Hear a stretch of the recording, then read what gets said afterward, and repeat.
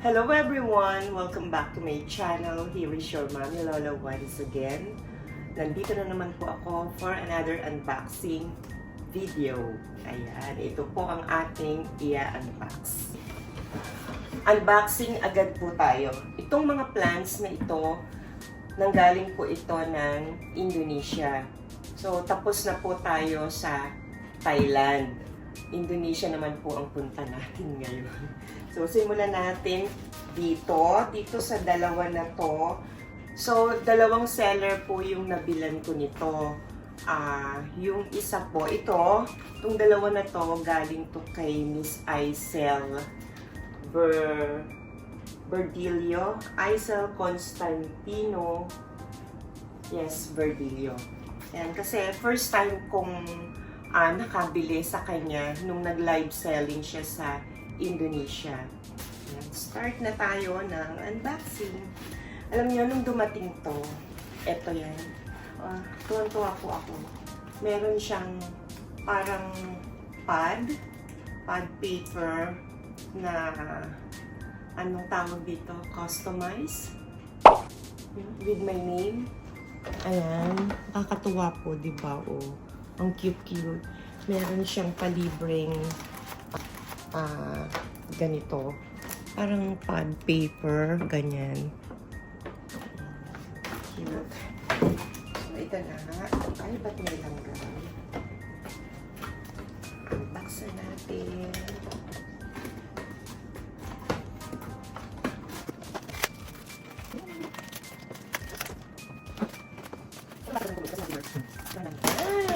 Ang cute! Yan, ito yung variegated mangkok.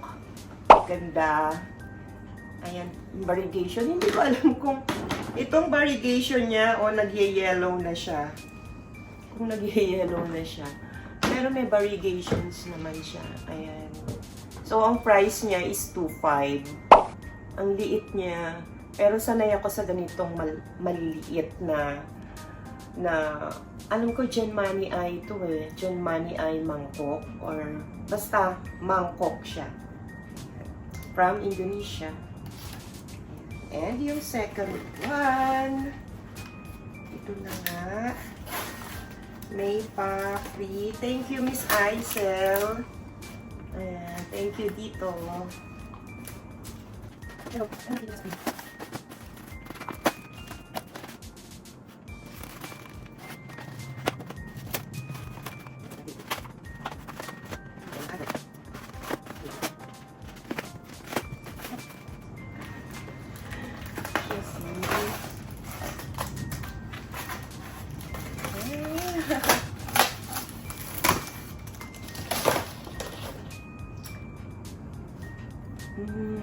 Ganda niya. Gen Mani Ai Cobra Batik. Meron ako doon, Cobra. Siguro magto 2 years na siya. Sobrang laki na niya. Pero hindi po variegated. Ito variegated. Batik. Cobra Batik. 2,600. Dahan-dahan ma. Bakit? Huwag mo masyadong lapit sa ulo mo.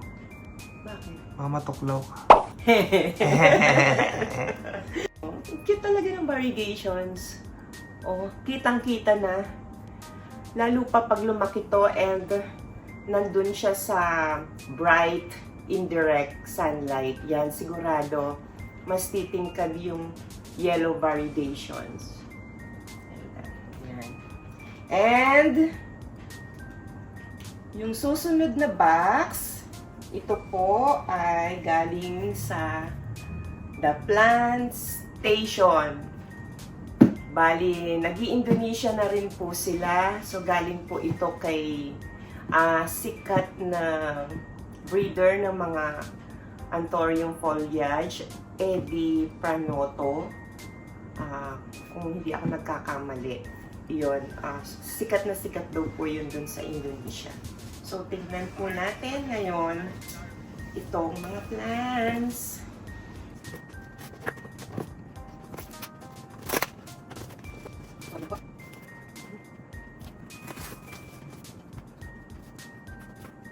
Yes.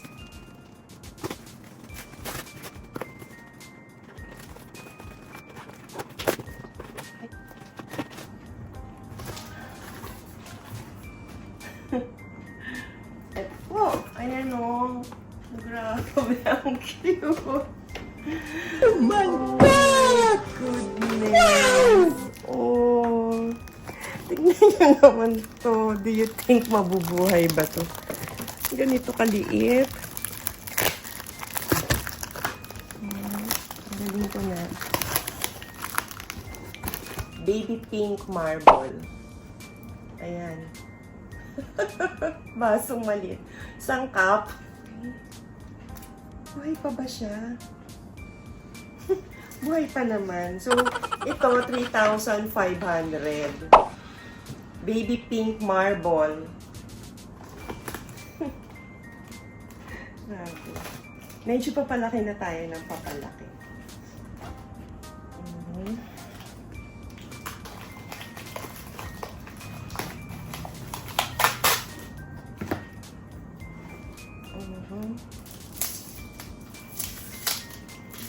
Ang maganda dito sa dalawang seller na nabilan ko, talagang meron silang, may name ng plant doon mismo sa pot. Hindi katulad nung mga nabili kong anthurium foliage.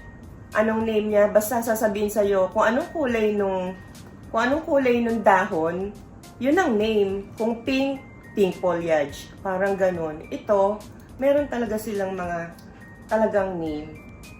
Ayan, hindi basta sinabing Genmani Eye Cardboard, ganun. Ito meron silang talagang ID. Tulad nito, ang ganda. Tingnan nyo ang pagka-yellow niya. Meron na rin siyang, ayan, tawag dito full moon na halos buong dahon niya is yellow. Ito naman ang name niya, Genmani Eye White Variegated. Ayan, Genmani Eye White. Ganda. So siya 2,500. Cute. Nako, sobra talaga. China-challenge ako ng mga halaman na to. Ayan. Sunod naman, papalaki na ng papalaki. Ayan.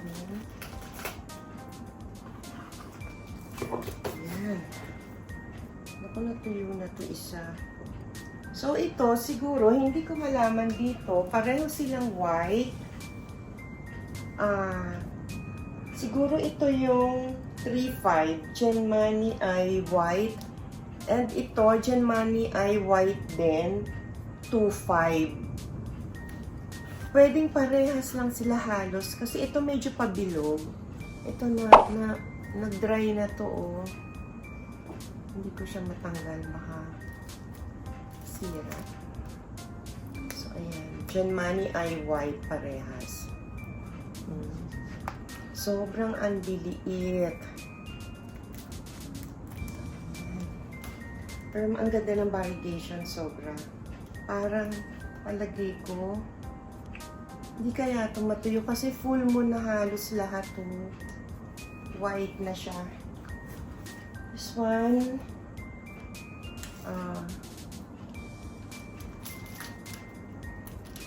Genmani Eye White variegated pa rin. Siguro, ilalagay ko na lang below yung exact amount, yung price nito. Kasi halos tatlo yung aking Genmani Eye White. So ito, talagay ko, ito yung pinakamura. Genmani Eye White. Kasi tatlo yung Genmani Eye White. Isang 2,500, isang 3,200, tsaka isang 3,500. Siguro ito yung pinakamura. Baka ito yung 2,500 kasi hindi masyado ang ganon katulad nun na nagpo-full moon yung variegations niya.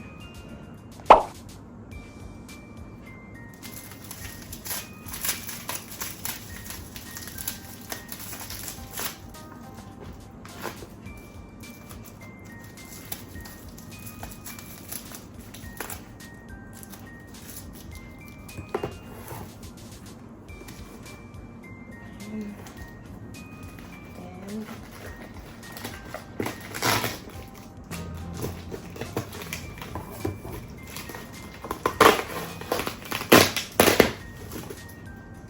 sobra po, tingnan nyo yung dikit.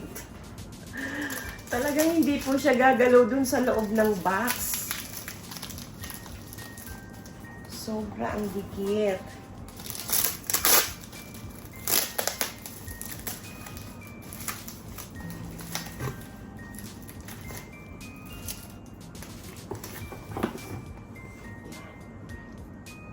Wow. Ito, Cobra din siya. Cobra white bar. Bar is variation. Hindi ibig sabihin ng bar, variegated. Parang ganun ang meaning nila. Ayan. Shoot ba to? Sana magtuloy din. Sana hindi siya natuyo. Meron na siyang shoot here. Ayan. So, ito, yung old leaf sa ilalim is yellow. Ayan po. Ayan. Ang price nito is 17,000 pesos. Ayan. Genmani. Cobra. Cobra white variegated. Ganun. So, ito galing sila kay Mr. Eddie Pranoto. Ayan. And the last one, ito po. Siya si Hookery Neon Red.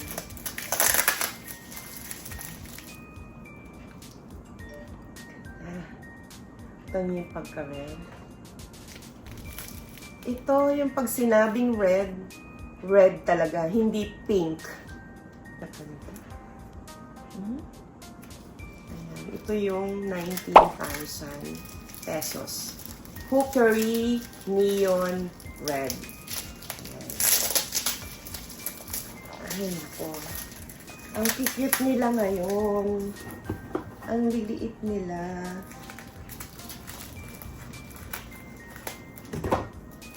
May bago na siyang dahon. Tuyong-tuyo na sila, grabe. Sobra ng tuyo. Sobra ng gaan. So, yun lang po.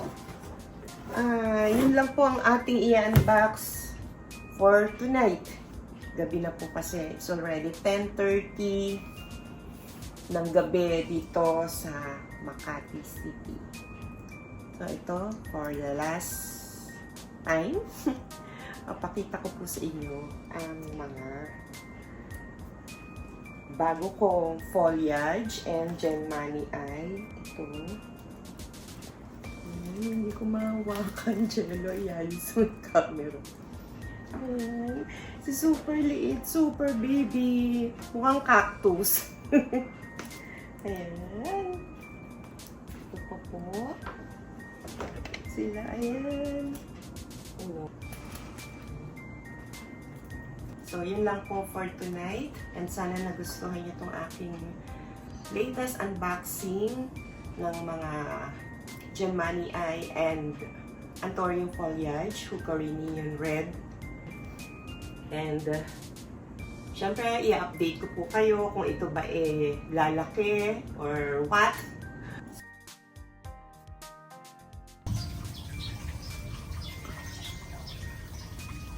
Hello everyone! Magandang umaga! So, yung promise ko na update ng mga variegated na Genmani ay ito na po sila. Papakita ko po ngayon sa inyo. So, yung mga nabili ko kay Miss Acel Virgilio, ito po sila. Ayan.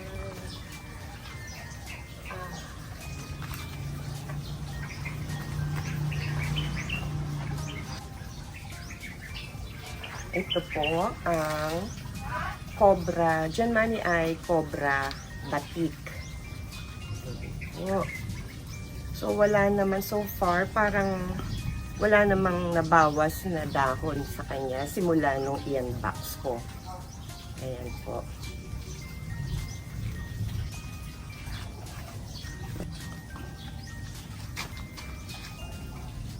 Ganda niya.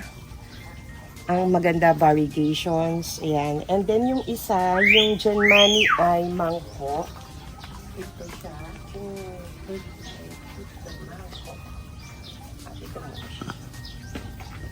Ito pala yung mangkok.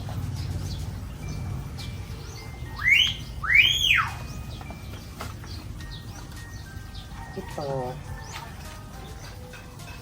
So, yun pa rin. Walang nadagdag na dahon. Medyo nag-mature lang tong ka-unfurl nung dumating siya sa akin. So, yan. Ito po yung nabili ko kay Miss Hazel Virgilio. And then, yung nabili ko naman sa The Plant Station, yung owner ng garden na si Mr. Eddie Pranoto, ito po sila. Yung una, yung pinakamura, ito po, yung 2.5. Imagine na, liit. Maliit. Ayan. Pero meron na po siyang bagong dahon. Ayan, maganda. Parang half moon. Ayan. Ito si Genmani ay white variegated. Yun ang nakalagay dito sa ID. Ayan. Ito po yung 2,500. And then, yung bali 3,200. Ito po yun. Ayan. Tingnan nyo, yung halos full moon, ayan, nagda-dry na rin. And ito po, ayan, oh. Pero may bago siyang dahon. Ayan. Ito si Genmani ay white din. Pero 3,200. Siguro kasi, magandang variegation niya eh. Yung sinasabi nilang character nung dahon. Maganda. Ang problema lang, ang alam naman natin talaga, basta halos, yung variegation niya puti, ganyan talaga magda-dry. Tingnan nyo sa ilalim. Ito yung mga old leaf. Ayan na, oh. Ayan. Nag-dry. Wala na talaga. Dry na. So, yan po. Ito yung 3,200. And yung 3,500, ito. Ayan, oh. Siya yung maraming full moon nung iyan box ko. So, natanggal na lahat. Bali, ito na lang natira. Ayan. Pero maganda pa rin ang variegation. Ayan. Pero sana ito, wag nang mag full moon. Kasi sayang yung dahon. Ayan po. Ang 3,500. White pa rin siya. Genmani ay white. Galing to dun sa sikat na breeder ng mga anpol. Ayan. And, ito naman po yung 3,500 na baby pink marble na anpol. Ayan. Yun pa rin siya. Nagkaroon siya ng isang dahon, pero natanggalan din ng isang dahon. So, yan. 2, 4, 6 pa rin na maliliit. Tingnan nyo po. Sobrang liit. Ayan. Oh. Tingnan nyo. Ayan ang daliri ko. Mas malaki pa po ang daliri ko dito sa dahon. Ayan po. Baby pink marble. And, bali, ang nabili ko po kay Mr. Eddie Pranoto, 1, 2, 3, 5. Ayan. Ito po yung pinaka gusto ko. Ayan po. Ito yung Hookery Neon Red. Ayan po. May bago na siyang dahon. Nagkaroon po siya sa akin ito. Ayan, hindi pa siya nagre-red. And ito na po, uli. Yung bagong dahon niya. Ito. Ayan. Yun po. So, yan. Ito yung 19,000 na nabili ko sa kanila. And meron pang isa. Isa pa palang Genmani ay sandali po. Kasi sobrang liit, medyo delikado siya. Kasi natin. Ayan. Kunin ko yung isang Genmani ay ito. Doon po sa unboxing ko nito, bali halos yung isang dahon na halos full moon or half moon, basta maganda variegations. Wala na. Nag-dry na. Ayan. Bali, ito yung bago. Ito po yung bagong dahon. Ayan. So far, maganda naman siya. Wala pa akong nakikitang shoot. Ayan. Ito si Cobra. Cobra White. Ayan. Cobra White. Ayan po. So, yun lang po for today. Ayan, ang ganda. Cobra White. Yung isa, Cobra Batik. Ito. Magkaiba sila ng dahon. Ng shape. Siguro ito bumibilog na yung bagong dahon. Itong Batik, medyo elongated. Yung dahon niya. Ayan. And magkaiba din sila ng kulay ng variegations. Dito parang more on ma-yellow. Ito ma-white. Ayan. Siguro kaya mas mahal to.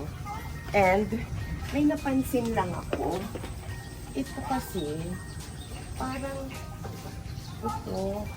pabilog yung mga dahon nila. Hindi katulad nung Batik.